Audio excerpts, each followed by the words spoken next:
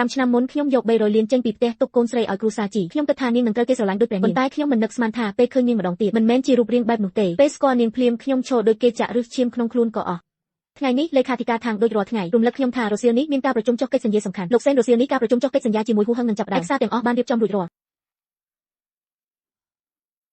ខ្ញុំរៀបចំឯកសាររួចរាល់រុញទ្វារការិយាល័យប្រធានក្រុមហ៊ុនតែជើងខ្ញុំស្រាប់តែឈប់ដូចគេចាប់ទុកសន្តិសុខចៅកំពុងសម្លឹងមើលនាងទាំងពេញមុខដោយក្តីអាណិតកូននេះមើលទៅពិតជាគួរឲ្យអាណិតណាស់នៅខាងក្រៅភ្លៀងធ្លាក់ធំខ្ញុំក៏នាំនាងចូលមកក្នុងបន្ទប់ធំទូលាយសិនលោកអញ្ជើញមើលអត់អីទេមិនបាច់ខ្វល់ទេពីសំឡេងស្បែកជើងកែងខ្ពស់ក្មេងស្រីតូចញ័រមួយដងស្រាលប្រវីក្បាលដាក់ចូលជង្គង់របស់នាងនោះជាអរិយាបថការពារខ្លួនក្នុងចិត្តរបស់សេនយ៉ានចៅដោយមិនដឹងមូលហេតុកើតមានការឈឺចាប់យ៉ាងពិតប្រាកដអង្គុយចុះព្យាយាមបន្ទន់សំឡេងកូនតូចឲ្យកុំខ្លាចមីងមិនមែនមនុស្សអាក្រក់ទេប៉ុន្តែពេលសេនយ៉ានចៅចូលទៅជិតក្មេងកាន់តែភ័យប្រវីក្បាលយ៉ាងខ្លាំងដូចជាឃើញអ្វីដែលគួរឲ្យខ្លាចនាងបើកមាត់បន្តិចតែមិនចេញសំឡេងគ្រាន់តែលូកដៃតូចចាប់ជ្រុងអាវរបស់សេនយ៉ានចៅស្រាលសេនយ៉ានចៅសម្លឹងមើលដៃតូចដែលកំពុងចាប់ជ្រុងអាវគាត់តែស្គមខ្លាំងខុសពីធម្មតាក្នុងកែវភ្នែកពោពេញទៅដោយការសាកល្បងដ៏ប្រយ័ត្នក្មេងលាតដៃដោយញ័ររញ្ជួយបើកដៃដាក់មុខសេនយ៉ានចៅនៅក្បែរជើងក៏មានដបទឹកទេពីរបីនិងក្តាររឹងពីរសេនយ៉ានចៅអន់ក្បាលរាប់តបពីរយន់មិនច្រើនមិនតិចនៅលើដៃក្មេងមានទឹកធ្លាក់ជាប់ក្នុងកែវភ្នែកពោពេញទៅដោយក្តីសង្ឃឹមគាត់យកដុំថ្មដូចមួយសរសេរលើក្តារក្រដាសមួយតើអាចឲ្យខ្ញុំជ្រកភ្លៀងបានទេឃើញអក្សរនោះទឹកភ្នែករបស់សេនយ៉ានចៅហូរមកភ្លាមនាងទប់ទឹកភ្នែកយ៉ាងខ្លាំងលើកដៃចង់អបក្បាលក្មេងឯងឈ្មោះអីណែណាតែក្មេងក៏រួញថយទៅក្រោយទៀតអបជង្គង់រួញខ្លួនឯងឲ្យតូចមួយដុំដៃសេនយ៉ានចៅឈប់ពាក់កណ្ដាលអាកាសកុំខ្លាចមីងមិនធ្វើបាបឯងទេគ្រាន់តែចង់ជួយ5 ឆ្នាំមុនពេលកូនស្រីនាងមានកើតនៅលើកដៃឆ្វេងមានស្នាមព្រះច័ន្ទរង្វើមួយយ៉ាងនេះគ្រូសាជីជាក្រុមហ៊ុនបច្ចេកវិទ្យាធំរាប់រយជាហ៊ុយសិនជាឪពុកបង្កើតរបស់នាងយាយជីក៏ឲ្យតម្លៃលើឈាមជ័រគ្រូសាជីបំផុតទោះបីគេមិនចូលចិត្តខ្លួនឯងក៏ដោយក៏មិនអាចធ្វើបាបចៅស្រីច្បងតែមួយនៃត្រកូលជីបានដែរប្រកាសជាការចៃដន្យនៅលើโลกនេះមុខដូចគ្នាមានច្រើនណាស់សេនយ៉ានចៅស្រាប់តែបែកក្បាលខាងតូចទៅតែដើរទៅដល់មាត់ទ្វារសាលធំពីសំឡេងហៅក៏រត់ត្រឡប់មកវិញភ្លាមឆាប់ទៅយកកញ្ចប់កន្សែងសាមស្រាលមកឆាប់ខាងតូចឃើញទឹកមុខសេនយ៉ានចៅខុសប្រក្រតីទូឆ្ងល់ក៏រត់ចេញទៅយ៉ាងលឿនសេនយ៉ានចៅសម្លឹងមើលលក់ដៃក្មេងយ៉ាងដិតដល់សូម្បីតែដកដង្ហើមក៏មិនហ៊ានខ្លាំងក្មេងហាក់ដឹងពីការតានតឹងរបស់គាត់ក៏លាក់ដៃឆ្វេងទៅក្រោយខ្នងទៀតទង្វើនេះធ្វើឲ្យបេះដូងសេនយ៉ានចៅលោតឡើងដល់បំពង់បើក្មេងនេះពិតជានាងនោះ5 ឆ្នាំនេះតើនាងបានរស់នៅបែបណាខ្លះខាងតូចកាន់កន្សែងសំរត់មកវិញយ៉ាងលឿនប្រគល់ឲ្យសេនយ៉ានចៅឆក់យកកន្សែងនោះទៅខ្លាំងពេកកញ្ចប់ក៏ត្រូវរហែកគាត់ទាញយកកន្សែងមួយសន្លឹកសឹបថ្នមក្មេងមីងគ្រាន់តែជូតដៃឯងប៉ុណ្ណោះមិនឈឺទេនាងឃើញទឹកភ្នែកក្នុងភ្នែកសេនយ៉ានចៅការប្រុងប្រយ័ត្នក្នុងកែវភ្នែកក៏ថយចុះបន្តិចសេនយ៉ានចៅកាន់ដៃតូចរបស់នាងស្រាលមានអារម្មណ៍ត្រជាក់កកស្បែកក៏គ្រើមផងបំពង់ក៏នាងកន្ត្រាក់ទឹកភ្នែកទ្រាំមិនបានក៏ស្រក់ចុះសេនយ៉ានចៅជូតស្នាមប្រឡាក់លើកដៃនាងដោយប្រយ័ត្នប្រយែងពេលស្នាមប្រឡាក់រលាយស្នាមព្រះច័ន្ទរង្វើពណ៌ក្រហមកាន់តែច្បាស់ខួរក្បាលសេនយ៉ានចៅក៏ស្រឡះទេនាងហើយពិតជានាងមែនកូនស្រីដែលខ្ញុំពោល10 ខែប្រសូតដោយលះបង់អាយុជីវិតនាងរបស់ខ្ញុំនៅក្រៅបង្អួចមានភ្លេចបន្ទោសេនយ៉ានចៅទ្រាំលែងបានទឹកភ្នែកហូរដូចខ្សែដែលដាច់នាងសេនយ៉ានចៅនៅសល់តែក្តីរំភើបអបនាងយ៉ាងណែនក្នុងដៃរូបនាងស្រាលណាស់ឆ្អឹងហាក់ធ្វើឲ្យទ្រូងគាត់ឈឺសេនយ៉ានចៅអបរូបតូចត្រជាក់ក្នុងដៃស្រែកយំស្ទើរដាច់ប្រលឹងនេះហើយជាចៅស្រីច្បងនៃត្រកូលធំជីហ៊ួយសិនបានសន្យាថានឹងឲ្យនាងនៅអ្វីដែលល្អបំផុតនាងភ្ញាក់ផ្អើលនឹងប្រតិកម្មរបស់សេនយ៉ានចៅឈរនៅស្ងៀមក្នុងដៃនាងបើកភ្នែកធំសម្លឹងមើលសេនយ៉ានចៅទាំងភ្លេចភ្លាំងទឹកភ្នែកក៏ហូរចេញដោយគ្មានសំឡេងនាងបើកមាត់បន្តិចក៏នៅតែមិនចេញសំឡេងគ្រាន់តែត្រដុសស្មាសេនយ៉ានចៅស្រាលខាងតូចជ្រុំខាងឯកសារក្នុងដៃទាំងអស់ធ្លាក់ដល់ដីលោកសេនក្មេងនេះពិតជាកូនស្រីរបស់លោកនាងមែនទេសេនយ៉ានចៅងក់ក្បាលជូតទឹកភ្នែកកែវភ្នែកคล้ายទៅជាមុំមុនបំផុតខាងតូចទៅធ្វើកិច្ចការសំខាន់បំផុត3យ៉ាងទី1តាក់ទងអ្នកឯកទេសកុមារនៃមន្ទីរពេទ្យឯកជនចេញឆេងរៀនអានឲ្យពួកគេទៅរងចាំនៅផ្ទះល្វែងឯកជនរបស់ខ្ញុំទី2ថ្ងៃនេះការប្រជុំនឹងចុះកិច្ចសន្យាទាំងអស់មិនថាសំខាន់ប៉ុណ្ណាទេត្រូវលុបចោលឬពន្យាពេលទាំងអស់ទី3ជូនដំណឹងដល់ក្រុមច្បាប់របស់ក្រុមហ៊ុននិងមេធាវីដៃគូហើយតាក់ទងប៉ូលីសនិងមេធាវីលាវនៃសមាគមការពារអនិច្ចជនប្រាប់ថាខ្ញុំមានភស្តុតាងថានាងមិនបានទទួលការថែទាំត្រឹមត្រូវនៅត្រកូលជីទេសូមឲ្យអាជ្ញាធរពាក់ព័ន្ធចូលធ្វើការស៊ើបអង្កេតខ្ញុំនឹងទាមទារយកសិទ្ធិអាណាព្យាបាលនាងមកវិញតាមច្បាប់ភ្នែករបស់សេនយ៉ានចៅមើលកាត់ភាពងឹតហាក់ដូចជាកំពុងប្រាប់ពិភពលោកថានាងមិនអាចរងចាំទៀតទេខាងតូចយកភ្លាមងក់ក្បាលហើយបែរខ្នងទៅរៀបចំសេនយ៉ានចៅអបនាងដើរចូលបន្ទប់សម្រាប់ឯកជនក្នុងការិយាល័យដោយថ្នមក្នុងបន្ទប់សម្រាប់បើកម៉ាស៊ីនកម្ដៅតែសេនយ៉ានចៅនៅតែមានអារម្មណ៍ថាភាពត្រជាក់លើខ្លួននាងមិនរលាយគាត់ដាក់នាងលើគ្រែធំទន់តែនាងហាក់មិនស្រួលខ្លួននាងមើលជុំវិញទីបំផុតក៏រើទៅជ្រុងក្បែរទូដាក់ខោអាវរួញខ្លួននៅទីនោះសេនយ៉ានចៅឃើញនាងបែបនេះចិត្តឈឺដូចគេកាប់សេនយ៉ានចៅក៏អង្គុយក្បែរជ្រុងនោះខ្សឹបនិយាយជាមួយនាងមីងជាម៉ាក់ពីនេះទៅនឹងមិនឲ្យឯងឈឺចាប់ទៀតទេឬពាក្យម៉ាក់នេះរូបនាងស្រាប់តែរឹងនាងលើក្បាលយឺតក្នុងភ្នែកពោពេញទៅដោយភាពភ្លេចភ្លាំងនិងមិនជឿសេនយ៉ានចៅយកទឹកដោះគោក្តៅនិងនំទន់ពីទូទឹកកករុញឲ្យនាងថ្នមនាងមើលនំលិតបូមាត់ស្ងួតតែមិនប្រញាប់យកទេតែញយមើលសេនយ៉ានចៅជាមុនដើម្បីដឹងថានាងមិនខឹង នាងលោកដៃតូចយកនំមួយដុំនាងញ៉ាំយ៉ាងប្រយ័ត្នទំពាយឺដំដងមួយមាត់ក្រែងមានសម្លេងញ៉ាំអស់មួយដុំនាងមើលសេងយ៉ានជើទៀតឃើញគាត់ញឹមងក់ក្បាលទើបញ៉ាំសល់អស់សេងយ៉ានជើមើលនាងចិត្តទាំងឈឺទាំងកក់ក្ដៅលោកដៃចង់សិតសក់ខ្លីលើថ្ងាសនាងដៃសេងយ៉ានជើទើបលើកនាងរួញថយក្រោយដោយស្វ័យប្រវត្តិគាត់ប្រញាប់ដកដៃមកវិញគ្រាន់តែចាប់ដៃខ្លួនឯងយ៉ាងណែនក្នុងបាតដៃ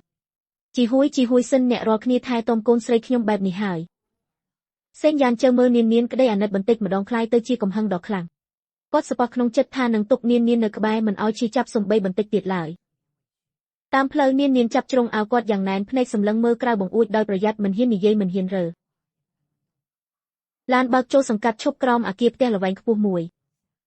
សេងយ៉ានជើអបនាងចុះពីឡានរុញទ្វារផ្ទះល្វែងក្នុងបន្ទប់មានបន្ទប់ក្មេងដែលរៀបចំរួចហើយជញ្ជាំងពណ៌ផ្កាឈូកកម្រាលទន់ពេញបន្ទប់ទៅដោយប្រដាប់ក្មេងលេងនិងសៀវភៅរូបភាពនាងមើលអ្វីទាំងនេះតែគ្មានទឹកមុខសប្បាយទេផ្ទុយទៅវិញកាន់តែភ័យកប់មុខជោគសេងយ៉ានជើហើយក្រវីក្បាលសេងយ៉ានជើស្រាលស្ពីក្នុងនាងពីនេះទៅទីនេះជាផ្ទះរបស់យើង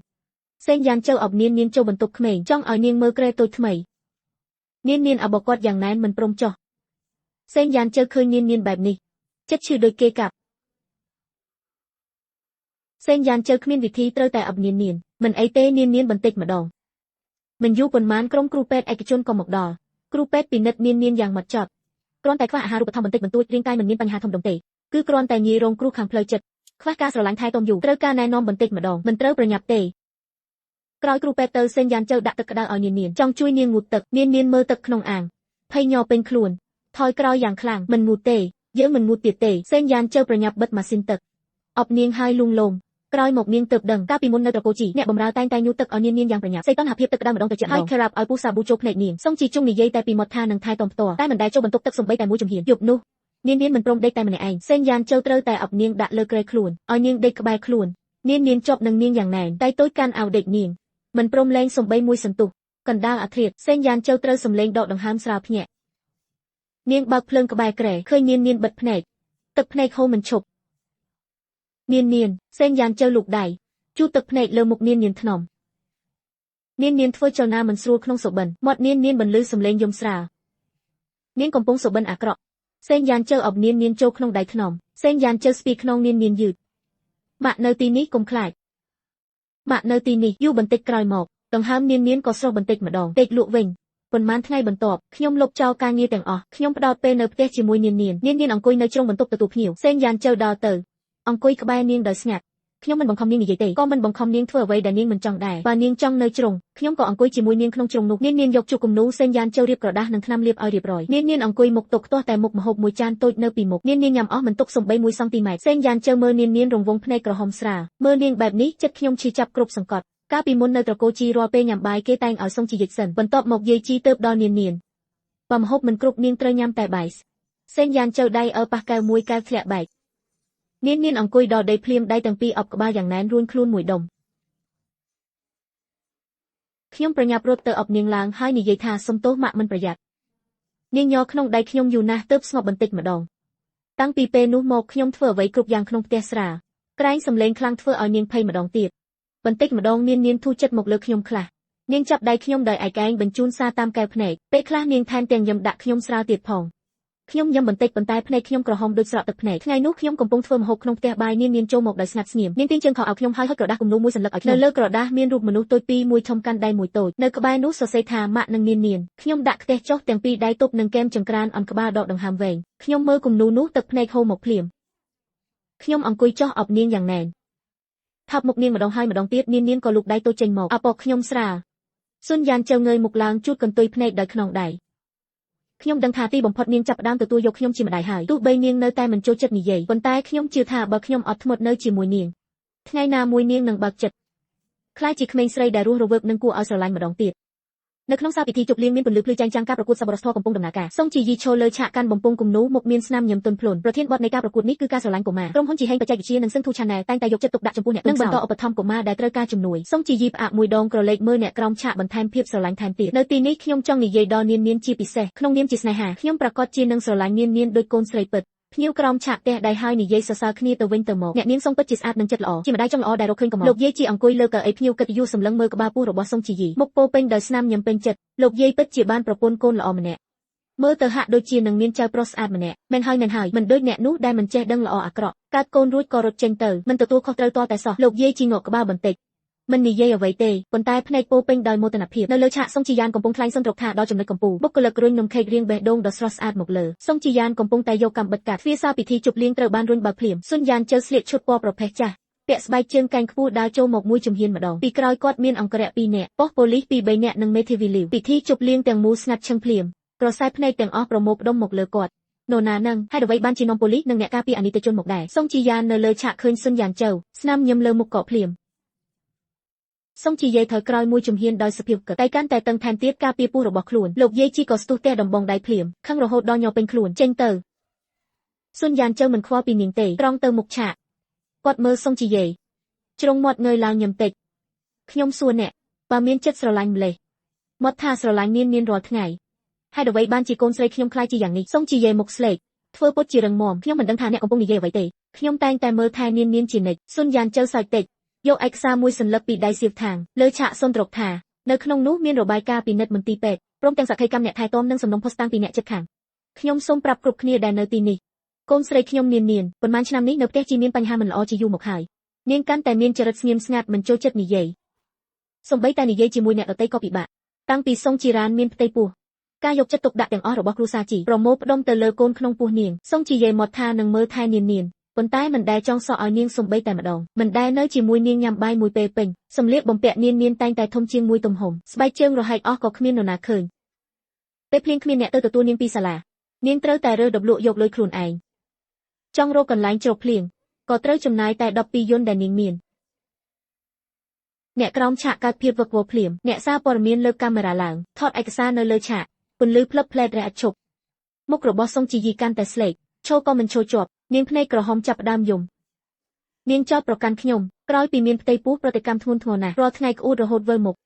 លោកយាយជីក៏មិនឲ្យខ្ញុំជ្រៀតជ្រែកនាងច្រើនដែរថាក្មេងស្រីមិនបាច់បង្រៀនច្រើនទេចាំប្អូនប្រុសកើតមកធម្មជាតិនឹងល្អខ្ញុំក៏ចង់នៅជាមួយនាងច្រើនដែរប៉ុន្តែពិតជាមានចិត្តតែគ្មានកម្លាំងពេលនោះប៉ូលីសដើរទៅមុខបង្ហាញឯកសារពាក់ព័ន្ធពួកគេប្រាប់សុងជីយីបានទទួលពាក្យបណ្ដឹងរួមគ្នាត្រូវការឲ្យគាត់ត្រឡប់ទៅសហការស៊ើបអង្កេតទៀងទាត់ស្ថានភាពអាណាព្យាបាលរបស់នាងសុងជីយីជើងទន់ខ្សោយវ៉ាន់ឈីងជួយខ្ញុំចាប់នាងចេញពីទីនេះអ្នកយាមរបស់សុនយ៉ានជើដើរទៅមុខប៉ូលីសក៏សម្លឹងមើលជីប៉ាប៊ីយ៉ាងតឹងរ៉ឹងកុំឲ្យពួកគេរំខានការងារផ្លូវការសុនយ៉ានជើមើលលោកយាយជីហើយនិយាយត្រជាក់ថាតើពិតជាមានចិត្តតែគ្មានកម្លាំងអង្គភាពពាក់ព័ន្ធនឹងពិនិត្យឲ្យច្បាស់ថ្ងៃនេះខ្ញុំមកដើម្បីទាមទារយុត្តិធម៌ឲ្យកូនស្រីខ្ញុំពេលនោះហើយទ្វារសារពិធីជប់លៀងត្រូវបានរុញបើកម្ដងទៀតជីហួយឈីងចូលមកដោយមានធូលីប្រឡាក់ខ្លួនមុខស្រអាប់គួរឲ្យខ្លាចនាងទីបំផុតបានមកពីក្រៅសុងជីយីឃើញជីហួយខូដូចឃើញចម្បាំងជួយជីវិតយំហើយយំទៀត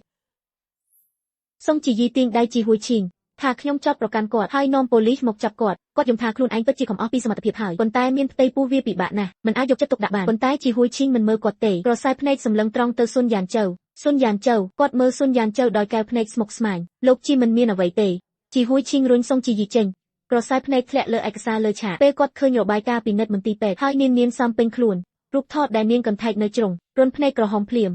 គាត់ចាប់កណ្ដាប់ដៃតឹងតែក្បាលមើលសុងជីរ៉ានសំឡេងក៏ញ័រដែរនេះហើយដែលឯងថានាងល្អគ្រាន់តែមានចរិតស្ងៀមបន្តិចខ្ញុំពិតជាមិនដឹងថានាងនឹងអាណិតរំលេះទេខ្ញុំស្មានថាអ្នកថែទាំនឹងមើលថែនាងបានល្អលោកយាយជីក៏នឹងមើលនាងដែរខ្ញុំរាល់ថ្ងៃត្រូវរងទុក្ខដោយការក្អួតពេលមានផ្ទៃពោះគេងមិនលក់សុនយ៉ានជើដើរទៅមុខសម្លឹងមើលជីហួយឈីងត្រង់គ្រប់ពាក្យសម្ដីសុទ្ធតែមានកំហឹងខ្ញុំសួរឯង2ឆ្នាំមុនឯងទទួលសុងជីយីចូលគ្រួសារជីថានឹងផ្ដល់គ្រួសារពេញលេញដល់នាងតែលទ្ធផលវិញឯងចេញក្រៅពេញ1ឆ្នាំសូម្បីតែកូនស្រីកម្ពស់ប៉ុន្មានពាក់ស្បែកជើងប៉ុន្មានក៏មិនដឹងក្រោយពីសុងជីយីមានផ្ទៃពោះគ្រួសារទាំងមូលវិលជុំវិញនាងដូចជាអ្នកដែលលើសលប់ឯងជាឪពុកមានការទទួលខុសត្រូវអ្វីខ្លះខ្លួនជីហួយឈីងញ័រយ៉ាងខ្លាំងមួយដងមើលសុនយ៉ានជើពេញមុខទៅដោយការសោកស្ដាយឥឡូវនាងនៅឯណារស់នៅល្អទេនាងនៅកន្លែងខ្ញុំមានសុវត្ថិភាពណាស់មិនដែលរងទុក្ខទៀតទេខ្ញុំឲ្យឯង3ថ្ងៃយកកិច្ចព្រមព្រៀងផ្លាស់ប្ដូរសិទ្ធិអាណាព្យាបាលនិងភាគហ៊ុនក្រុមហ៊ុនមកក្រុមហ៊ុនឈីងជីបច្ចេកវិទ្យាខ្ញុំចុះហត្ថលេខាអញ្ចឹងយើងជួបគ្នានៅតុលាការពេលនោះមិនត្រឹមតែរឿងគ្រួសារជីមើលថែកុមារទេនឹងត្រូវគេដឹងពេញគ្រប់គ្នាកេរ្តិ៍ឈ្មោះរបស់ជីហេងបច្ចេកវិទ្យាក៏នឹងធ្លាក់ចុះយ៉ាងខ្លាំងសុនយ៉ានជើនិយាយចប់បែរខ្នងដើរចេញទៅមិនងាកមើលពួកគេទៀតទេ5ឆ្នាំមុនពួកគេបង្ខំឲ្យខ្ញុំចាក់ចេញដោយគ្រប់មធ្យោបាយថ្ងៃនេះខ្ញុំនឹងប្រើច្បាប់និងអំណាចដើម្បីយកមកវិញនៅអ្វីដែលជារបស់ខ្ញុំសុនយ៉ានជើប្រញាប់ប្រញ័ររុញទ្វារបន្ទប់សម្រាប់ក្រសែភ្នែកដំបងបាច់ទៅលើគ្រែនាងលើគ្រែគ្មាននរណាម្នាក់ទេហួយត្រូវបានគ្រប់ចេញមួយជ្រុងបេះដូងសុនយ៉ានជើកន្ត្រាក់យ៉ាងខ្លាំងដើរយ៉ាងលឿនចូលបន្ទប់នាងឯងនៅណា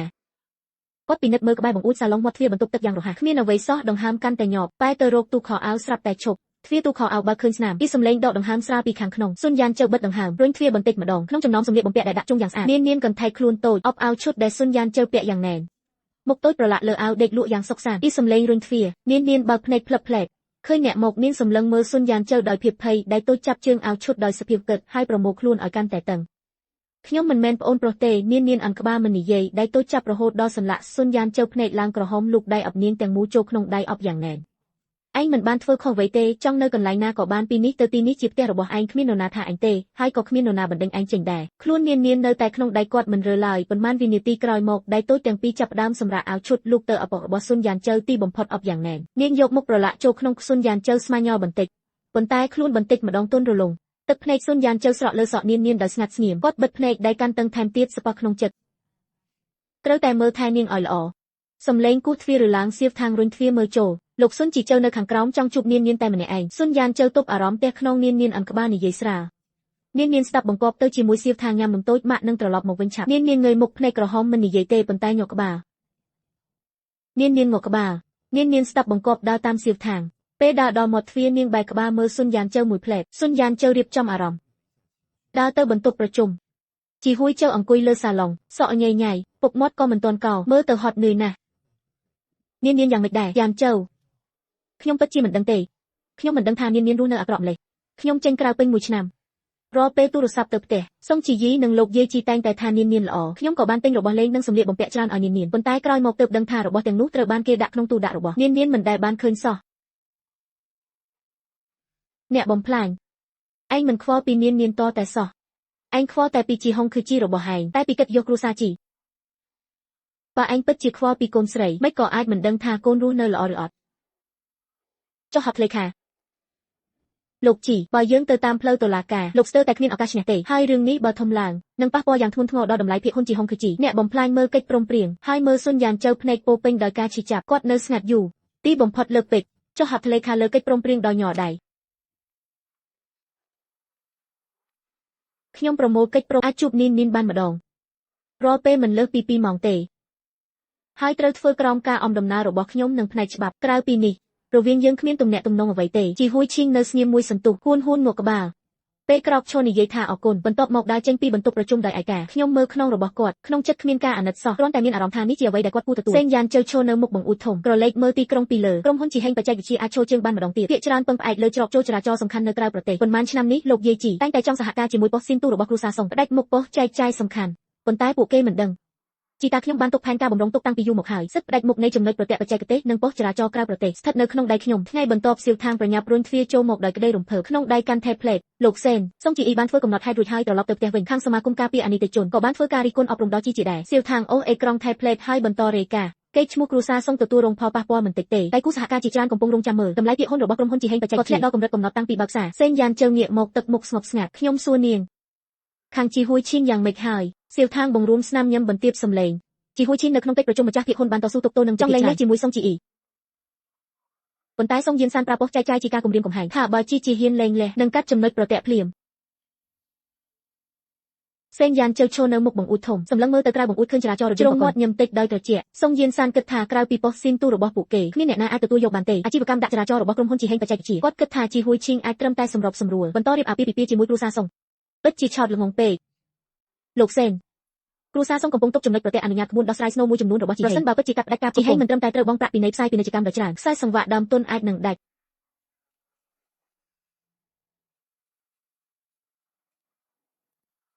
់ពេញចិត្តតែគិតពីចៅប្រុសមាសក្នុងពោះរបស់សុងជីអ៊ីគ្រួសារអ្នកមានបែបនេះបានរលួយមិនអាចទ្រាំបានយូរហើយសេងយ៉ាងជើងាកមកដើរត្រឡប់ទៅការងារវិញខាង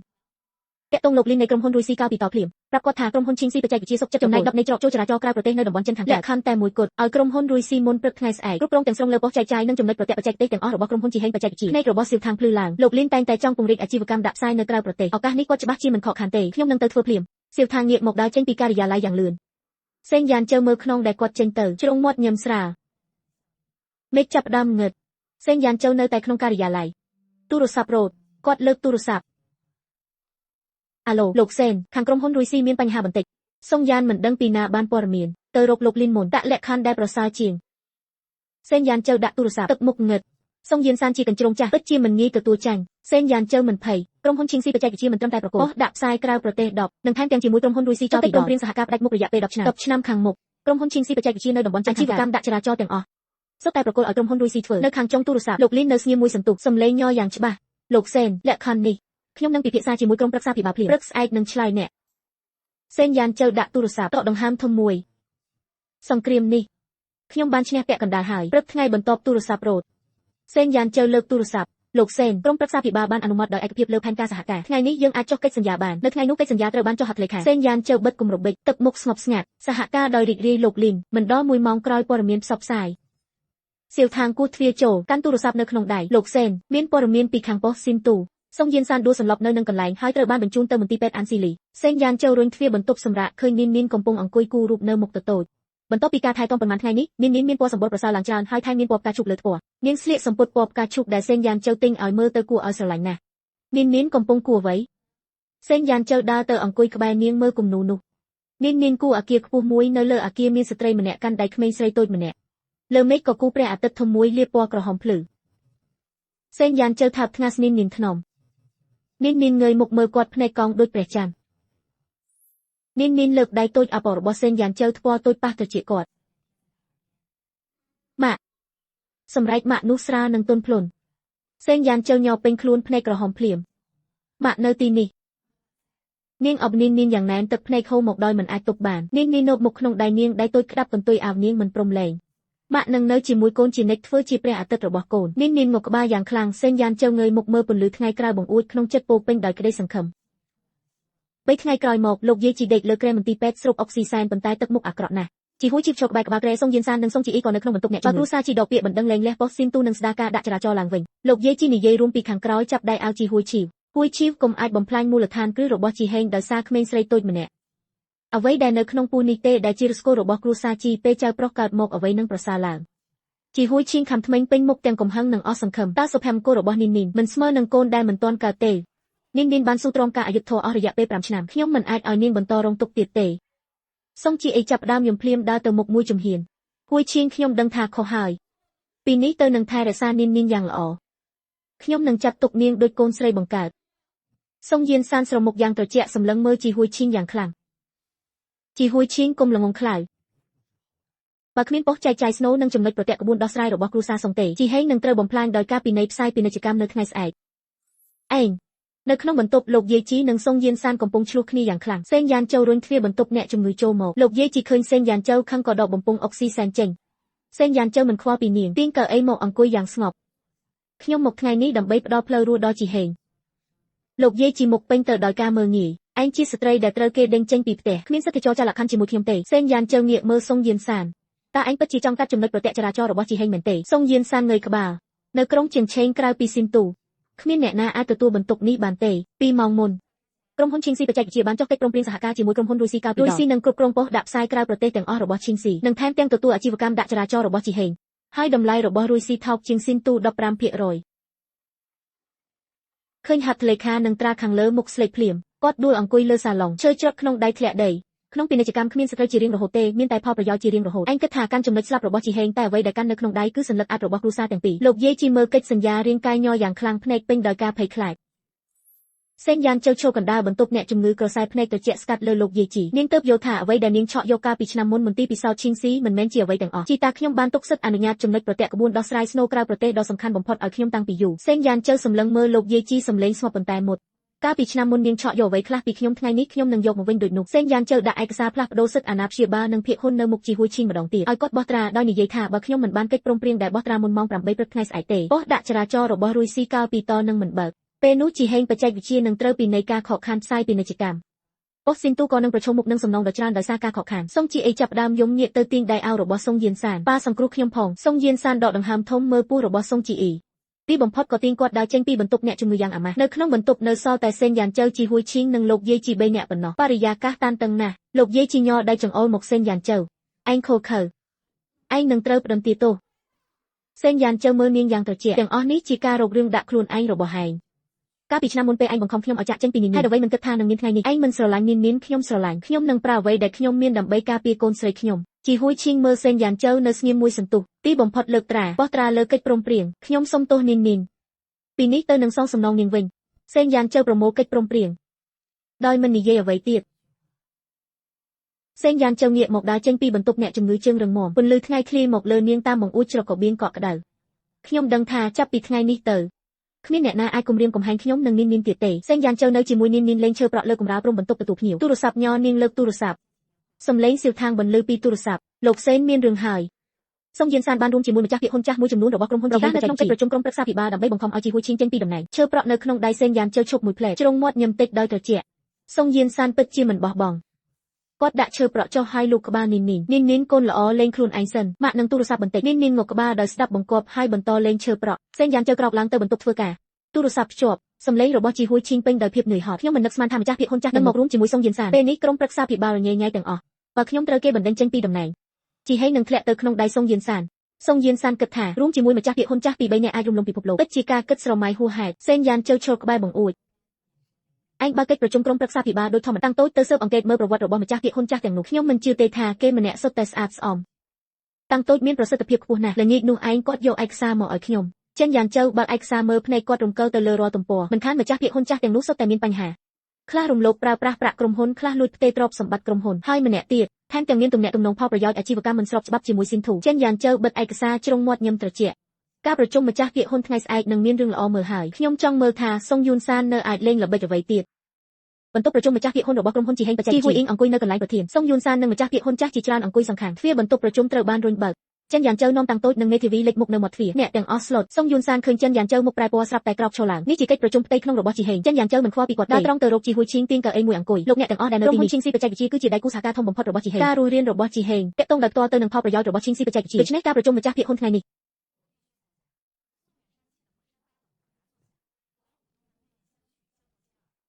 សុងយួនសានក្រោកឈរភ្លាមខ្ញុំស្នើឲ្យដកទូនីតិសួររបស់ជីហួយឈីងកន្លះឆ្នាំនេះលទ្ធផលក្រុមហ៊ុនធ្លាក់ចុះឥតឈប់ផលិតផលស្នូលមិនអាចដាក់ឲ្យដំណើរការបានជីហួយឈីងពិបាកកិច្ចពីកំហុសនេះណាស់ម្ចាស់ភាគហ៊ុនចាស់ជាច្រើនអ្នកងក់ក្បាលយល់ព្រមគឺជាការសម្រេចចិត្តរបស់លោកជីក្នុងរយៈពេលនេះយើងម្ចាស់ភាគហ៊ុនបានពិភាក្សាគ្នាហើយសង្ឃឹមថាលោកជីអាចស្ម័គ្រចិត្តលេចឈប់ជីហួយឈីងអង្គុយនៅកន្លែងប្រធានដៃទាំងពីរក្តាប់គ្នាដាក់លើតូបមុខស្លេកស្លាំងគាត់មើលទៅសុងយួនសានហើយមើលទៅម្ចាស់ភាគហ៊ុនចាស់ដែលយល់ព្រមនោះបូមាត់គាត់កម្រើកជីហួយឈីងនៅទីបំផុតមិនបាននិយាយអ្វីទេគ្រាន់តែក្តាប់ដៃតឹងតែមិនដឹងថាត្រូវឆ្លើយតបយ៉ាងណា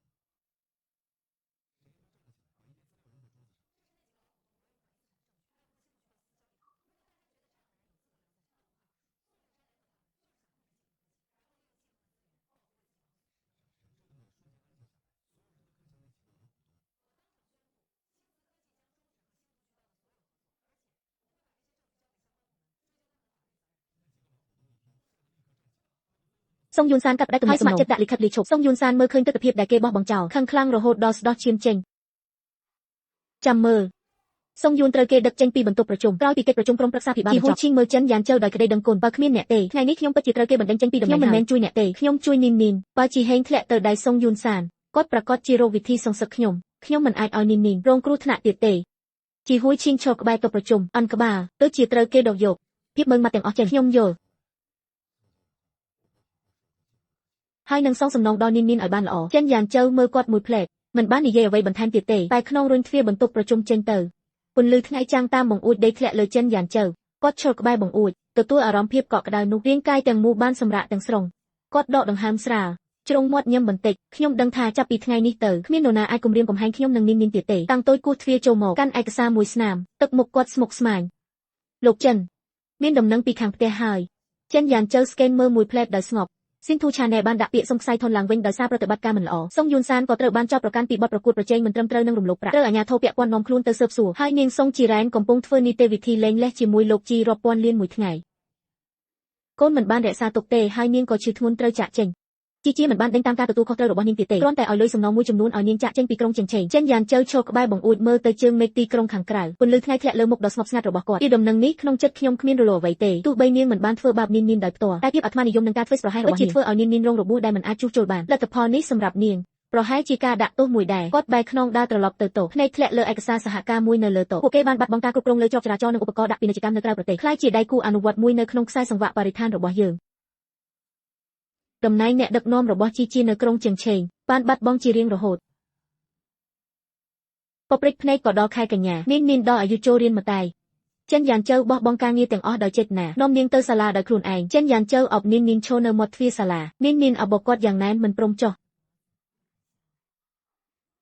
ភ្នែកនាងនាងស្រក់ទឹកភ្នែកមើលចិនយ៉ាងជើដោយក្តីអាណិតមិនព្រមលែងដៃចិនយ៉ាងជើឈឺចិត្តណាស់អបនាងឈរនៅមាត់ទ្វារយូរណាស់សម្រាប់ទុកនាងដោយទន់ភ្លន់នៅមកតែឲ្យមានក្មេងច្រើនណាស់អាចលេងល្បែងជាមួយគ្នាបានហើយគ្រូក៏ច្រៀងរាំគូរូបឲ្យនាងដែរម៉ាក់នឹងមកទទួលនាងក្រោយពីរៀនរួចនាងនៅហើយនៅតែមិនព្រមលែងគ្រាន់តែយកមុខជ្រួតចូលកាន់តែជ្រៅគ្រើវាងដើរមកអង្គុយចុះនិយាយជាមួយនាងហើយឲ្យនាងមើលរូបថតក្មេងនាងមើលក្មេងកំពុងលេងល្បែងសប្បាយណាស់នាងចាប់ផ្ដើមបន្ធូរចិត្តទីបំផុតក៏ព្រមចុះពីដៃចិនយ៉ាងជើនាងចាប់ដៃគ្រើវាងបែរក្រោយមើលចិនយ៉ាងជើដដែលម៉ាក់នឹងមកឲ្យទាន់ពេលរសៀលនេះចិនយ៉ាងជើឈរនៅមាត់ទ្វារគ្រវីដៃឲ្យនាងរហូតដល់រូបនាងបាត់ចូលក្នុងអគារសិក្សាទើបគាត់បែរក្នុងចាក់ចេញរសៀលនោះចិនយ៉ាងជើមកដល់មាត់ទ្វារសាលាអន្តរជាតិមុនកន្លះម៉ោងសំឡេងកណ្ដឹងចេញរៀនបន្លឺឡើងនាងពាក់កាប់ស្ពីតូចរត់មកនាងឃើញចិនយ៉ាងជើភ្នែកភ្លឺឡើងប្រញាប់ប្រញោលោតចូលក្នុងដៃរបស់គាត់ចិនយ៉ាងជើលើកនាងឡើងថ្ងៃនេះនៅសាលាសប្បាយទេនាងងក់ក្បាលយកផ្កាក្រហមតូចមួយចេញពីកាបូបឲ្យទៅចិនយ៉ាងជើនេះគ្រូឲ្យរង្វាន់ខ្ញុំព្រោះថ្ងៃនេះខ្ញុំស្ដាប់បង្គាប់ចិនយ៉ាងជើមើលផ្កាក្រហមនោះនាងពូកែណាស់ចាប់ពីពេលនោះមកនាងទៅសាលារៀនដោយសប្បាយរីករាយរាល់ថ្ងៃជីហួយឈីងមកសួរសុខទុក្ខនាងតាមការសន្យាតែគាត់កាន់ថង់ពណ៌ផ្កាឈូកមួយក្នុងនោះមានប្រដាប់ក្មេងលេង Lego ដែលនាងចូលចិត្តគាត់ឈរនៅមាត់ទ្វារដោយភ័យមិនហ៊ានចូលមកថ្ងៃនេះជាពេលវេលាសួរសុខទុក្ខរបស់អ្នកនាងឃើញជីហួយឈីងដំបងស្លុតបន្តិចរួចដើរយឺតមកក្បែរចិនយ៉ាងជើទះក្នុងនាងទៅយកប្រដាប់ក្មេងលេងទៅនាងស្ទាក់ស្ទើរបន្តិចដើរទៅមុខជីហួយឈីងទទួលថង់នោះអរគុណប៉ាជីហួយឈីងងើពាក្យប៉ានេះទឹកភ្នែកធ្លាក់មកភ្លាមគាត់អង្គុយចុះចង់អបនាងតែទាញដៃថយវិញគាត់ដឹងថាគាត់ខកខានរយៈពេល5ឆ្នាំដ៏សំខាន់បំផុតរបស់នាងពាក្យប៉ានេះគឺជាការអត់ធ្មត់ដ៏ធំបំផុតរបស់នាងចំពោះគាត់អរគុណអ្នកដែលមើលថែនាងបានល្អណាស់ចិនយ៉ាងជើអបនាងសំឡេងស្ងប់បើខ្ញុំជាម្ដាយនាងការមើលថែគឺជាការប្រកិច្ចមិនតាក់ទងនឹងគាត់ទេជីហួយឈីងញឹមជូរចត់មិនបានឆ្លើយតបទេគាត់ក៏មើលនាងប៉ុន្មានដងទៀតបន្ទាប់មកបែរក្នុងចាក់ចេញចិនយ៉ាងជើមើលក្នុងគាត់ក្នុងចិត្តមានអារម្មណ៍ស្មុគស្មាញបន្តិចក្នុងគាត់មើលទៅឯកាណាស់លែងមានភាពអំនួតដូចឆ្នាំមុនទៀតហើយចិនយ៉ាងជើអបនាងដើរទៅក្បែរបង្អួចដីមើលគាត់ដើរកាន់តែឆ្ងាយនាងផ្អៀងមាត់ខ្សឹបប្រាប់ចិនយ៉ាងជើម៉ាក់ប៉ាមើលទៅគួរឲ្យអាណិតណាស់ចិនយ៉ាងជើលូកក្បាលនាងសំឡេងទន់ភ្លន់តែមាំមួនមនុស្សគ្រប់រូបត្រូវចំណាយចំពោះកំហុសដែលខ្លួនបានធ្វើប៉ុន្តែមិនអីទេមានម៉ាក់នៅទីនេះនាងនឹងមិនដែលត្រូវគេសង្កត់សង្កិនឡើយនាងងក់ក្បាលយ៉ាងខ្លាំងថប់ថ្ពាល់ចិនយ៉ាងជើមួយថ្ពាល់ពន្លឺថ្ងៃចាំងតាមកញ្ចក់ធ្លាក់មកលើពួកគេចិនយ៉ាងជើមើលមុខញឹមភ្លឺរបស់កូនស្រីមានអារម្មណ៍សប្បាយរីករាយយ៉ាងខ្លាំងចិនយ៉ាងជើនាំនាងត្រឡប់ទៅផ្ទះចាស់របស់ឪពុកនោះជាផ្ទះចាស់មួយនៅក្នុងក្រុងចាស់នៃក្រុងជៀងឆេងមានទីធ្លាតូចមួយនៅក្នុងទីធ្លាដាំផ្កាច្រើនជាផ្កាដែលឪពុកដាំដោយដៃគាត់កាលពីសម័យនោះនាងទៅតែចូលទីធ្លាក៏រត់លេងយ៉ាងសប្បាយទិញចាប់មេអំបិលលេងសំឡេងសើចរបស់នាងនឿឡើងយ៉ាងពីរោះនៅក្នុងទីធ្លាចិនយ៉ាងជើឈរកណ្ដាលទីធ្លាមើលកូនស្រីដែលគ្មានកង្វល់ក្នុងចិត្តពេញទៅដោយក្តីសោកចិនយ៉ាងជើដើរចូលបន្ទប់ធ្វើការរបស់ឪពុកតែម្នាក់ឯងនៅលើធ្នើសៀវភៅក្នុងបន្ទប់ពេញទៅដោយទូរស័ព្ទនិងសៀវភៅរបស់ឪពុកកាលពីសម័យនោះអ្វីទាំងអស់នៅទីនេះនៅរក្សាទុកដោយពេលឪពុកនៅរស់ចិនយ៉ាងជើទាញសៀវភៅសរសេរដោយដៃមួយក្បាលចេញពីធ្នើខាងលើបំផុតគម្របចាប់ផ្ដើមលឿងទៅហើយនេះជាឪពុកទុកឲ្យខ្ញុំគាត់ងើយមើលអក្សរលើគម្របដែលរឹងមាំម្រាមដៃញ័របើកទំព័រទី1ឪពុកថាអ្នកដែលធ្វើកិច្ចការធំត្រូវឆ្លងកាត់ការឈឺចាប់ខាងវិញ្ញាណជាមុនឪពុកបានឃើញភាពលោភលន់របស់ជីជាតាំងពីយូរដឹងថាខ្ញុំកាលពីសម័យនោះមិនអាចទប់ទល់នឹងពួកគេបានដូច្នេះគាត់មិនបានប្រយុទ្ធដោយរឹងរូសទេតែទុកសង្ឃឹមលើខ្ញុំបន្ទាប់ពី5ឆ្នាំចិនយ៉ាងជើភ្នែកឡើងក្រហមម្រាមដៃធ្នមលើទំព័រលឿង300លានដែលគាត់ទុកឲ្យខ្ញុំនិងមន្ទីរពិសោធន៍ឈីងស៊ីដែលត្រូវជីជាឆក់យកគឺសុទ្ធតែជាក្របពូជដែលគាត់ដាក់គាត់កំពុងរងចាំខ្ញុំធំឡើងរងចាំឲ្យខ្ញុំមានកម្លាំងគ្រប់គ្រាន់ដើម្បីយកមកវិញនៅអ្វីដែលជារបស់យើងទឹកភ្នែកហូរចុះពីថ្ពាល់ធ្លាក់លើទំព័រសៀវភៅគាត់ប្រញាប់ជូតដោយកន្ទុយអាវឪពុកពិតជាបានរៀបចំអ្វីទាំងអស់ឲ្យខ្ញុំតាំងពីយូរគាត់តែងតែការពារខ្ញុំជានិច្ចគាត់អបសៀវភៅយ៉ាងណែនផ្អៀងខ្នងនឹងធ្នើសៀវភៅចុះមកអង្គុយស្មាញញ័របន្តិច5ឆ្នាំនៃការវង្វេងនៅបរទេសរាប់មិនអស់នៅរាត្រីដ៏លំបាកនៅពេលនេះសុទ្ធតែមានអត្ថន័យគាត់ដកដង្ហើមធំបន្តបើកមើលបន្តទៀតភ្នែកឈប់នៅលើអក្សរក្រាស់នៅក្នុងសៀវភៅសរសេរដោយដៃនេះមិនត្រឹមតែមានការយល់ដឹងជីវិតរបស់ឪពុកប៉ុណ្ណោះទេតែថែមទាំងមានប៉ាតង់បច្ចេកវិទ្យាទាំងអស់និងគំរូក្បួនដោះស្រាយស្នូលដែលគាត់បានសង្ខេបនៅពេលបង្កើតមន្ទីរពិសោធន៍ឈីងស៊ីភ្នែកគាត់ចាប់ផ្ដើមភ្លឺឡើងម្រាមដៃរំកិលលឿនតាមពីទំព័រក្នុងនោះគាត់ត្រាលម្អិតអំពីគំនិតសាងសង់ស្ថាបត្យកម្មមូលដ្ឋាននីមួយព្រមទាំងបច្ចេកទេសសហការក្បួនដោះស្រាយជាមួយអតិថិជនក្រៅប្រទេសបទពិសោធន៍ទាំងនេះសម្រាប់ក្រុមហ៊ុនឈីងស៊ីបច្ចេកវិទ្យាបច្ចុប្បន្នគឺដូចជាកំណប់ទ្រព្យដែលគ្មានតម្លៃចិនយ៉ាងជើនាងលើកក្បាលឡើងភ្នែកនៅមានទឹកភ្នែកមិនទាន់ស្ងួតប៉ុន្តែទឹកមុខមាំមួនខ្លាំងប៉ាចិត្តខ្ញុំពោពេញទៅដោយការដឹងគុណចំពោះប៉ា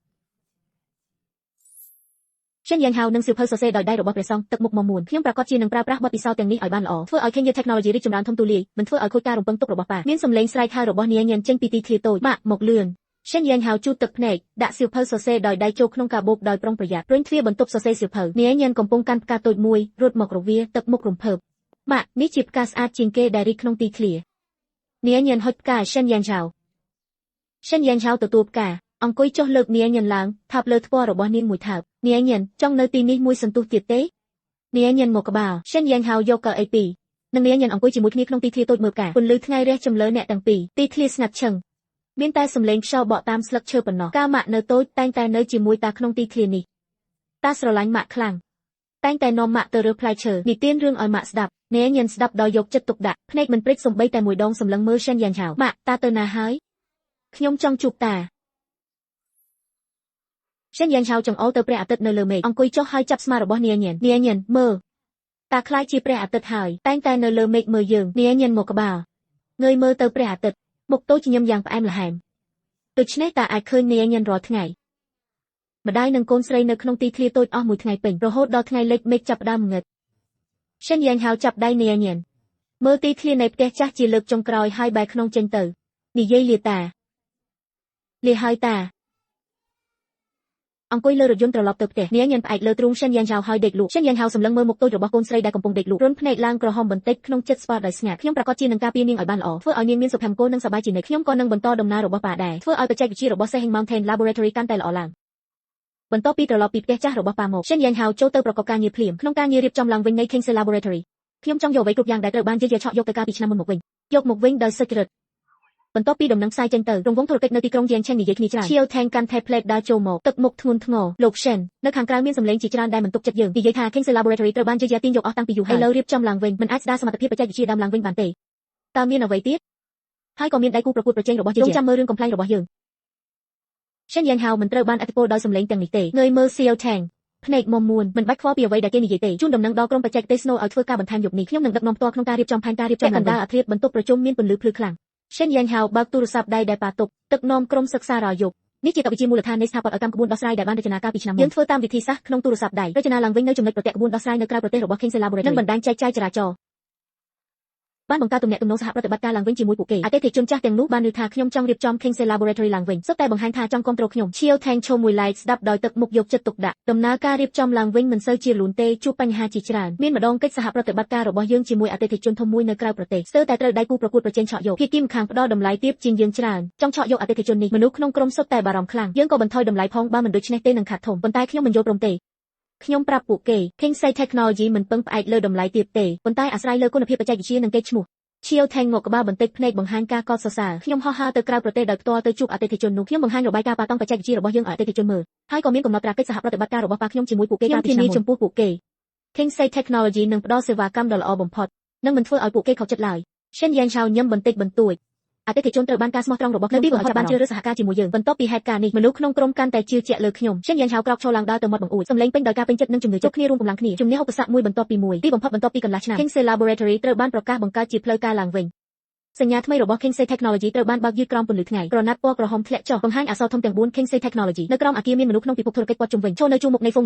នៃហ្វូងមនុស្សភ្នែកចាប់យ៉ាងតឹងតែងទៅលើអក្សរទាំង4រន្ធភ្នែកចាប់ផ្ដើមឡើងក្រហមការសម្លឹងរបស់នាងឆ្លងកាត់ហ្វូងមនុស្សមើលឃើញអ្នកណាម្នាក់ដាក់កន្ត្រកផ្កាចុះងាកក្រោយចាក់ចេញដោយស្ងាត់ស្ងៀមប៉ាខ្ញុំធ្វើបានហើយទីបំផុតខ្ញុំបានយក Kingsey Technology មកវិញមិនបានធ្វើឲ្យខូចការរំពឹងរបស់លោកឪពុកទេនាងបិទភ្នែកតកដង្ហើមវែងមួយក្នុងក្រុមហ៊ុនបុគ្គលិកកំពុងដើររវល់បន្ទប់ប្រជុំពេញទៅដោយដៃគូសហការនៅលើអេក្រង់ធំបង្ហាញខ្សែកោងការអនុវត្តដែលកំពុងកើនឡើង Shen Yang Hao ឈរនៅមាត់បង្អួចធំមើលពីលើទីក្រុងពីក្រោយគាត់គឺទំព័រមុខថ្មីរបស់បញ្ជីអ្នកមានដែលមានរូបថតគាត់និងពាក្យថាអ្នកមានថ្មីផ្នែកបច្ចេកវិទ្យាប្រចាំឆ្នាំបន្ទាប់ពី Kingsey Technology ត្រូវបានបង្កើតអាជីវកម្មកាន់តែរីកចម្រើនយើងមិនត្រឹមតែស្ដារទំហំដើមឡើងវិញទេថែមទាំងពង្រីកអាជីវកម្មថ្មីជាច្រើនទៀតនៅក្នុងបញ្ជីអ្នកមានថ្មីឈ្មោះរបស់ខ្ញុំស្ថិតនៅលំដាប់ទាប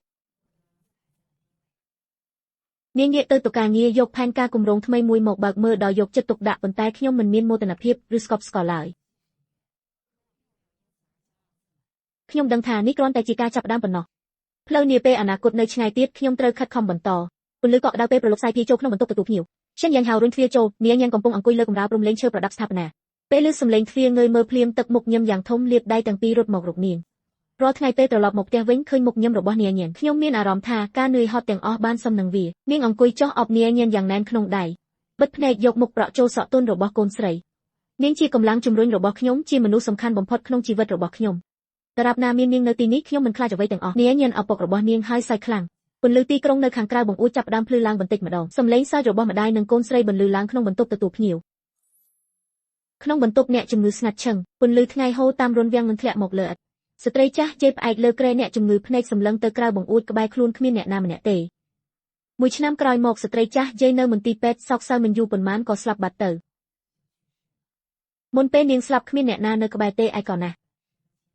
់ជាយូអេជីងក៏បានលាឈប់ពីតំណែង CEO របស់ Jiaheng Technology ហើយប្រគល់ភាគហ៊ុនទៅគ្រប់គ្រងដោយ Trust ទីប្រជុំជនស្ងាត់ពន្លឺថ្ងៃល្អផ្លូវគ្មានមនុស្សច្រើនទេជាយូអេជីងអង្គុយក្នុងទីធ្លាតូចនៃមជ្ឈមណ្ឌលសហគមន៍ក្មេងមួយក្រុមព័ទ្ធជុំវិញនាងបានទៅទីប្រជុំជនស្ងាត់មួយនៅបរទេសមិនដែលត្រឡប់មកវិញទេឬថានាងបានធ្វើជាអ្នកស្ម័គ្រចិត្តនៅទីនោះជួយកុមារដែលត្រូវបានទុកចោលនេះជាអ្វីដែលនាងអាចធ្វើសម្រាប់កំហុសរបស់ខ្លួនគ្រាន់តែជាការសងសំណងតិចតួចប៉ុណ្ណោះឈិនយ៉ាងហៅអង្គុយលើកៅអីក្បែរនោះមើលកូនស្រីជីវិតរបស់ខ្ញុំនិងនាងញៀនរស់នៅដោយសុខសាន្តនិងសប្បាយ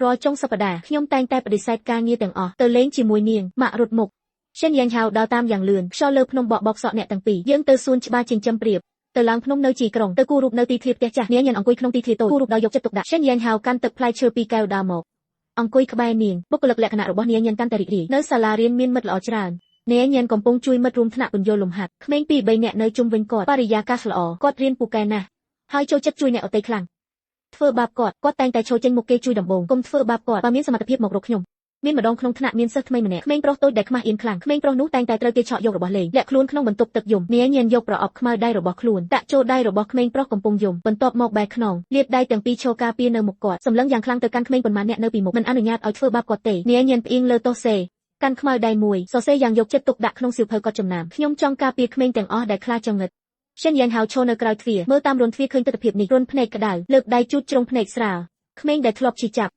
់ចេះធ្វើឲ្យអ្នកដទៃកក់ក្តៅជាងគេឈិនយ៉ាងហៅដកដង្ហើមវែងរុញទ្វារបើកកាន់ទឹកដោះគោក្តៅមួយកែវដើរចូលដាក់ធ្នមលើទៅរបស់នាងញ៉ាំបន្ទាប់មកលូកដៃទៅវាយក្បាលនាងបាក់នឹងគ្រប់គ្រងអ្នកជានិច្ចក្នុងការធ្វើអ្វីដែលអ្នកចង់ធ្វើនាងញ៉ាំឈរលើវេទិកាទទួលរង្វាន់កាន់សញ្ញាសុនរកថានៅក្នុងដៃសួស្តីអ្នកទាំងអស់គ្នាខ្ញុំគឺសង្ឃឹមសំឡេងចាប់ផ្ដើមស្ងប់មកបំពេញសុនត្រកថាទាំងមូលដោយរលូនពីក្រោមវេទិកាមានសំឡេងទះដៃយ៉ាងខ្លាំងពេលអ្នកសម្របសម្រួលប្រកាសអ្នកឈ្នះរង្វាន់ទី1នាងញ៉ាំសម្លឹងភ្នែកធំគ្រប់មាត់ដោយមិនជឿនាងញ៉ាំរត់ចុះពីវេទិកាហើយបោះខ្លួនចូលទ្រូងឈិនយ៉ាងឆៅសាច់រហូតភ្នែកកង់ដូចព្រះច័ន្ទម៉ាក់ខ្ញុំបានរង្វាន់ទី1ឈិនយ៉ាងហៅអបនាងយ៉ាងណែនហើយថាបកំពូលក្បាលនាងស្រាលនាងញ៉ាំពាក់កាបូបសាឡាកាន់សញ្ញាចុះឈ្មោះអ្នកស្ម័គ្រចិត្តមួយសញ្ញាងើយមើលឈិនយ៉ាងហៅភ្នែកមុំមួនម៉ាក់ខ្ញុំចង់ទៅចូលរួមសកម្មភាពស្ម័គ្រចិត្តឈិនយ៉ាងហៅអង្គុយចុះមើលភ្នែកនាងញ៉ាំត្រង់លូកដៃទៅញាត់សក់ញ៉ៃញ៉ៃនៅថ្ងាសស្នៀងទៅក្រោយត្រចៀកទឹកមុខទន់ភ្លន់នឹងមោទនភាពល្អឈិនយ៉ាងហៅអង្គុយលើសាឡុងកាន់សៀវភៅកម្រពេលដែលគាត់ត្រឡប់មកពីមណ្ឌលកុមារកំព្រាគាត់តែងតែប្រាប់ខ្ញុំពីរឿងរ៉ាវរបស់ក្មេងជាច្រើនគាត់ថាក្មេងទាំងនោះគួរឲ្យអាណិតណាស់គាត់ចង់ជួយពួកគេខ្ញុំមើលឃើញពន្លឺក្នុងភ្នែកគាត់ហើយមានមោទនភាពពេញទ្រូងគាត់ប្រាប់ខ្ញុំថាសង្ឃឹមថាម៉ាក់បង្កើតសមាគមការពារអនិច្ចជនមួយដើម្បីជួយក្មេងដែលត្រូវគេមើលរំលងនិងបោះបង់ចោលដោយគាត់កាលពីតូចសឿនយ៉ាងជើអានក្បាលមើលផែនការដែលគាត់កាន់នៅក្នុងដៃភ្នែករបស់គាត់មានទឹកភ្នែកភ្លឺផ្លេកទំព័រនីមួយសរសេរយ៉ាងត្រឹមត្រូវការពិចារណាយ៉ាងម៉ត់ចត់ខ្ញុំញឹមហើយចុះហត្ថលេខារបស់ខ្ញុំយកព្រមឲ្យឈីងស៊ីបច្ចេកវិទ្យាវិនិយោគ10 លានសាវថាងបានស្ម័គ្រចិត្តធ្វើជានាយកប្រតិបត្តិនៃសមាគមមេធាវីលីវពីពេលនោះក៏បានក្លាយជាទីប្រឹក្សានៃសមាគមសឿនយ៉ាងជើដាក់បិទចុះហើយងើយភ្នែកមើលទៅក្រៅបង្អួចសូម្បីតែជីហួយឈីងដែលនៅឆ្ងាយក្រៅប្រទេសក៏បានបរិច្ចាគប្រាក់យ៉ាងច្រើនដោយមិនបញ្ចេញឈ្មោះខ្ញុំមិនបានបដិសេធទេនេះជារឿងចុងក្រោយដែលពួកគេធ្វើសម្រាប់នាងនៅក្រៅបង្អួចមានភ្លៀងរលីងសឿនយ៉ាងជើសម្លឹងមើលទៅឆ្ងាយថ្ងៃបង្កើតសមាគមទីក្រុងជៀងឆេងមានភ្លៀងធ្លាក់តិចតែក្នុងសាលប្រជុំវិញមានមនុស្សចង្អៀតណែនមានក្មេងនិងឪពុកម្ដាយដែលធ្លាប់ទទួលជំនួយមានអ្នកស្ម័គ្រចិត្តដែលមានចិត្តខ្នះខ្នែងនិងអ្នកសារព័ត៌មានជាច្រើនសឿនយ៉ាងជើងើយក្បាលបន្តិចសម្លឹងទៅកាន់ឆាកនៅលើឆាកក្នុងសាលនាងឈោមុខមីក្រូហ្វូនពន្លឺបំភ្លឺលើនាងផ្អាកបន្តិចសម្លឹងមើលសឿនយ៉ាងជើដែលនៅខាងក្រោមឆាកកាលពីមុនខ្ញុំធ្លាប់កាន់លុយ12 យ៉ឺនគ្រាន់តែចង់រកកន្លែងជ្រកភ្លៀង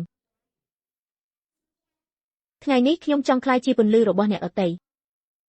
នៅក្រោមឆាកឬសូដកដង្ហើមស្ងាត់ឪពុកម្ដាយពីរបីនាក់អានក្បាលជូតទឹកភ្នែកពេលវេលាវិលវល់ក្មេងដែលធ្លាប់ត្រូវការការពារពីពេលនោះ ឥឡូវនេះបានក្លាយជាអ្នកការពារអ្នកដទៃមេធាវីលាវបើកឯកសារសម្ងាត់ថ្មីមួយរុញទៅមុខនានមិនយូរប៉ុន្មានសមាគមបានទទួលករណីមួយអំពីហៅនានទទួលឯកសារហើយត្រឡប់មើលដោយយកចិត្តទុកដាក់ហៅអាយុ8ឆ្នាំឪពុកបានស្លាប់ម្ដាយបានរៀបការថ្មីនាងរស់នៅជាមួយជីដូនជីតាស្ថានភាពគ្រួសារក្រីក្រណាស់នានមកចិញ្ចើមបន្តិចហៅនៅសាលាតែងតែត្រូវមិត្តរួមថ្នាក់សើចចំអកថាគាត់ជាក្មេងគ្មានឪពុកគ្មានម្ដាយយូរទៅគាត់កាន់តែមានអារម្មណ៍អន់ថយមិនចង់ទៅរៀនអូមេធាវីលាវដកដង្ហើមធំជីដូនជីតាបារម្ភអស់ពីផ្លូវក៏មករកសមាគមយើងនានដើរចូលទៅក្នុងផ្ទះចាស់ដ៏សាមញ្ញហៅកំពុងអង្គុយគ្រប់ជ្រុងអន្ក្បាលមិននិយាយអ្វីបន្ទាប់ពីយល់ពីស្ថានភាពយើងបានទៅផ្ទះហៅភ្លាមយើងយកកាបូបសាលាថ្មីនិងសម្ភារៈសិក្សាទៅឲ្យគាត់ហើយក៏បានបង់ថ្លៃសាលាឲ្យគាត់នាននិយាយទៅកាន់ហៅពីនេះទៅមានបញ្ហាអ្វីអាចប្រាប់យើងបានទាំងអស់ហៅអង្គុយក្នុងថ្នាក់រៀនដកភ្លឺលើកដៃឆ្លើយសំណួរមុខមានស្នាមញឹមក្រោមជំនួយរបស់នានហៅចាប់ផ្ដើមមានភាពរីករាយបន្តិចម្ដងគាត់បានត្រឡប់ទៅសាលាវិញពិន្ទុរៀនក៏កាន់តែប្រសើរឡើងពេលប្រឡងចប់គាត់ថែមទាំងបានចំណាត់ថ្នាក់ទី3ក្នុងថ្នាក់ទៀតសឿនយ៉ាងចៅអង្គុយនៅតុការិយាល័យកំពុងមើលក្នុងទូរស័ព្ទរូបថតរួមគ្នារបស់នាននិងហៅភ្នែកមានភាពទន់ភ្លន់ថ្ងៃនោះហៅកាន់លិខិតបញ្ជាក់រត់ទៅសមាគមរកនានបងស្រីខ្ញុំបានចំណាត់ថ្នាក់ទី3នានមើលឃើញទឹកមុខរីករាយរបស់គាត់សប្បាយជាងខ្លួនឯងបានចំណាត់ថ្នាក់ទី1ទៅទៀតសៅថាងកាន់ពែងកាហ្វេដាក់ស្រាលើតុងាកមើលអេក្រង់ក៏ញឹមក្រោយមកហៅក៏បានក្លាយជាអ្នកស្ម័គ្រចិត្តតូចមួយរបស់សមាគមនាងតែងតែទៅមណ្ឌលកុមារកំព្រាជាមួយនានដើម្បីនិទានរឿងឲ្យក្មេងដទៃទៀតសឿនយ៉ាងចៅដាក់ទូរស័ព្ទចុះសម្លឹងទៅក្រៅបង្អួច3ឆ្នាំក្រោយបង្កើតសមាគមយើងបានទទួលការបរិច្ចាគដ៏ច្រើនដោយមិនបញ្ចេញឈ្មោះអ្នកបរិច្ចាគបានភ្ជាប់ក្រដាសមួយសន្លឹកសរសេរថាកាលពីពេលនោះខ្ញុំអាត្មានិយមពេកសង្ឃឹមថាលុយនេះអាចជួយក្មេងដូចនានបានច្រើនទៀតខ្ញុំស្គាល់ភ្លាមថាជាសរសេររបស់សុងជីយីក្រោយមកទើបខ្ញុំដឹងបន្ទាប់ពីគាត់ចាក់ចេញពីក្រុងជើងឆេងបានទៅក្រុងតូចមួយនៅទីនោះគាត់ធ្វើជាអ្នកថែទាំធម្មតានៅមណ្ឌលកុមារកំព្រាមើលថែក្មេងដែលត្រូវគេបោះបង់ចោលគាត់ប្រើបទពិសោធន៍ផ្ទាល់ខ្លួនប្រាប់ឪពុកម្ដាយវ័យក្មេងទាំងនោះ2ឆ្នាំកន្លងទៀតជីហួយឈីងស្រាប់តែត្រឡប់មកពីក្រៅប្រទេសគាត់មិនបានតាក់ទងសឿនយ៉ាងចៅហើយក៏មិនបានសុំជួបនានគាត់គ្រាន់តែបរិច្ចាគសម្ភារៈមួយចំនួនធំដល់សមាគមហើយថែមទាំងជួយសមាគមតាក់ទងអង្គការសិប្បកម្មនៅក្រៅប្រទេសជាច្រើននាងដឹងរឿងនេះតាមរយៈអ្នកដទៃនាងបានស្នើដោយខ្លួនឯងថាចង់ជួបជីហួយឈីងសឿនយ៉ាងចៅមិនប្រឆាំងទេនាងធំពេញវ័យហើយមានគំនិតផ្ទាល់ខ្លួនថ្ងៃជួបគ្នាជីហួយឈីងពាក់ឈុតសម្រាប់សាមញ្ញសក់ក៏ច្រើនដែរឈរនៅមាត់ទ្វារឃើញថាភ័យណាស់ពេលឃើញនាងភ្នែកគាត់ប្រែជាក្រហមភ្លាមសូមអរគុណចំពោះអ្វីដែលអ្នកបានធ្វើសម្រាប់សមាគមនេះជាកាតព្វកិច្ចរបស់ខ្ញុំជំពាក់អ្នកច្រើនណាស់ថ្ងៃនោះពួកគេនិយាយគ្នាយូរណាស់រឿងអតីតកាលសូមឲ្យវាកន្លងផុតទៅចុះពីនេះទៅរស់នៅឲ្យបានល្អជីហួយឈីងបាននិយាយប្រាប់នាងច្រើនណាស់ពីការងារជាអ្នកស្ម័គ្រចិត្តនៅក្រៅប្រទេសនាងក៏បានប្រាប់គាត់ពីការងារក្នុងសមាគមតាំងពីពេលនោះមកជីហួយឈីងក៏បានចូលរួមសមាគមគាត់បានក្លាយជាអ្នកស្ម័គ្រចិត្តធម្មតាម្នាក់រាល់ថ្ងៃដើរតាមគ្រប់គ្នារត់ទៅមកគាត់និយាយតិចប៉ុន្តែធ្វើការយ៉ាងយកចិត្តទុកដាក់អ្នករាល់គ្នាចូលចិត្តគាត់ណាស់ពេលខ្លះគាត់យកក្មេងលេងហ្គេមនិងនិទានរឿងឲ្យពួកគេមើលឃើញរូបរាងគាត់នៅជាមួយក្មេងចិត្តខ្ញុំមានអារម្មណ៍ចម្រុះប្រហែលជានេះជាទីបញ្ចប់ដ៏ល្អបំផុតថ្ងៃភ្លៀងមួយខ្ញុំនិងនាងអង្គុយក្នុងទីធ្លាតូចនៃផ្ទះចាស់របស់ឪពុកម្ដាយភ្លៀងប៉ះលើដំបូលឬសូរតិចពីរោះណាស់ផ្កាព្រៃនៅក្នុងទីធ្លាកំពុងរីកយ៉ាងស្រស់ស្អាតនាងផ្អែកលើស្មាខ្ញុំកំពុងមើលរូបថតក្មេងក្នុងទូរស័ព្ទមើលឃើញពន្លឺក្នុងភ្នែកនាងខ្ញុំមានអារម្មណ៍រីករាយឥតអុកញ៉ា20ឆ្នាំមុនខ្ញុំបានរកឃើញព្រះច័ន្ទរបស់ខ្ញុំក្នុងព្យុះភ្លៀង20ឆ្នាំក្រោយមកព្រះច័ន្ទរបស់ខ្ញុំបានក្លាយជាព្រះអាទិត្យរបស់មនុស្ស